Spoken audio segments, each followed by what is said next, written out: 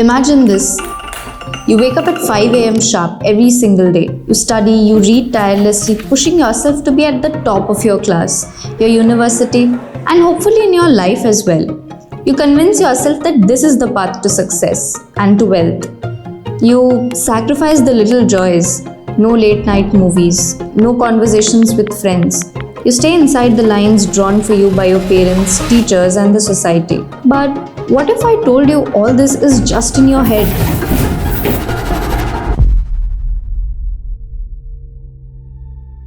For the longest time, I was the good kid, following the rules and believing that playing by the rules will make me successful. But what if these rules are not the doors to success, but rather the walls that are keeping you and me trapped? This is the exact question that led me here. Do dumb people actually make more money? Is IQ in some way related to how wealthy we become?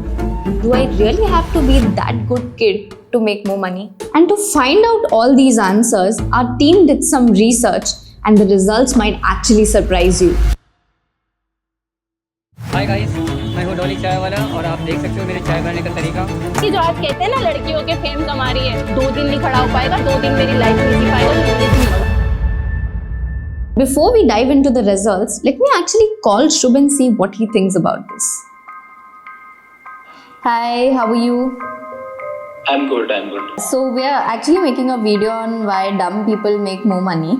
So I just decided to call you and ask what you think about it. Dumb is very subjective, I feel. मतलब अगर वो पढ़ाई में अच्छा नहीं है, doesn't necessarily mean कि वो ज़्यादा नहीं कमा सकता. Now that I have the research results with me, अगर if somebody is bad in studies तो वो ज़्यादा रिस्क कर सकता है, उस पर fear of failure बहुत कम होगा. there are actually 4 major factors that determine why being dumb might actually be a blessing for you to become more wealthy. The first factor is execution over analysis. People who often do not consider themselves to be much wiser often tend to jump to take actions instead of overthinking about the results. He'll try to execute more by doing things और उसमें क्या ना he'll fail more, but उससे क्या होता है वो ज़्यादा सीखता है and उसमें he can earn more. Let us look at the story of the Wright brothers. This film, made in 1903, recalls the first flight of this primitive biplane making aviation. They were not educated engineers, rather simple bicycle mechanics. A lot of the educated elites at their time called them fraudsters. And their first model of the flight was actually a simple bicycle with wings in it.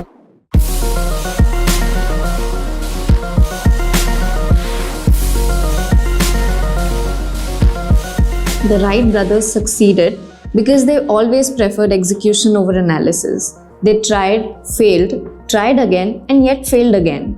But their educated counterparts at that time simply were stuck with analyzing the risks. The next factor is risk-taking ability. Dumb people often tend to take more risks than their wiser counterparts. If somebody is bad in studies, उसके लिए कुछ boundaries नहीं होता. Somebody is trading, if somebody is doing any sort of business, उसको ज़्यादा fail करना पड़ता है. He'll try to execute और उसमें कैसे ना he'll try to risk more. Why? Because dumb people do not fear failure and the wise ones are often stuck in the loop of overanalyzing, looking at every possible risk and the worst case scenario and where they can fail.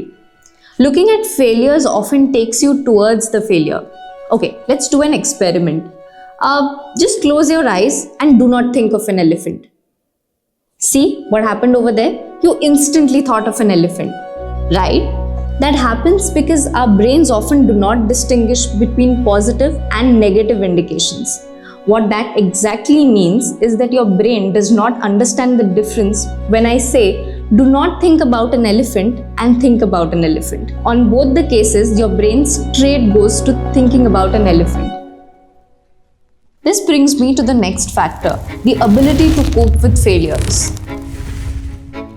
Lower expectations often lead to fewer disappointments. Wise people often tend to have too high of a standard for themselves, making it difficult for them to even think about failure. Let us look at the story of Blockbuster. How from being a media giant, it was reduced to nothing.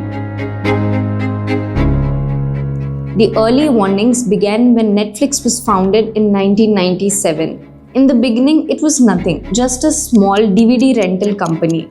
Netflix offered itself to Blockbuster for $50 million in 2000. But Blockbuster flatly refused. Why? Because they felt that Blockbuster was too big to ever be a failure. The real trouble began in 2007 when Netflix started its digital renting and streaming services. Blockbuster failed to understand the changing markets and failed to adapt to newer technologies. And the result? Blockbuster was an utter failure. The next factor is chasing perfection. A beautiful thing is never perfect, yet we always chase for perfection. The wise wait for the perfect time, the perfect job, the perfect opportunity, and even the perfect life. We often forget that starting somewhere is way better than getting the perfect output. Even entrepreneurs like Richard Branson and Mark Zuckerberg didn't really know where they were going when they started. Yet they still began, iterated, and figured their way out over time. Perfection is just an illusion. Don't wait for the perfect opportunity. Just grab the opportunity that you have at hand and work with it. For centuries, we were sold this idea that intelligence equals wealth.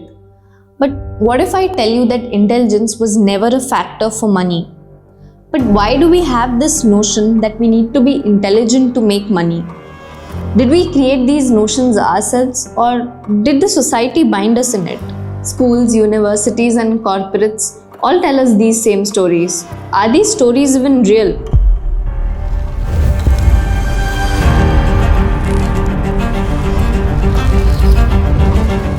But if intelligence was the defining factor, then why do all of these high IQ individuals struggle to be financially independent, whereas a lot of college dropouts turn out to be billionaires? Life can be much broader once you discover one simple fact, and that is everything around you that you call life was made up by people that were no smarter than you. Today, the knowledge is confined to textbooks and standardized tests. We grade children on how well they can memorize the texts and just write it down. We have forgotten something that the ancient Indians understood very well, that true knowledge comes from execution. So, do dumb people really make more money? The question isn't about intelligence, it is about how the society defines us. Someone who might not be good at school might actually be very good in sales, creativity, or negotiation. The people who thrive financially aren't necessarily the ones who are smartest by traditional standards. They are the ones who execute, take risks, cope with failures, and are not paralyzed by perfectionism.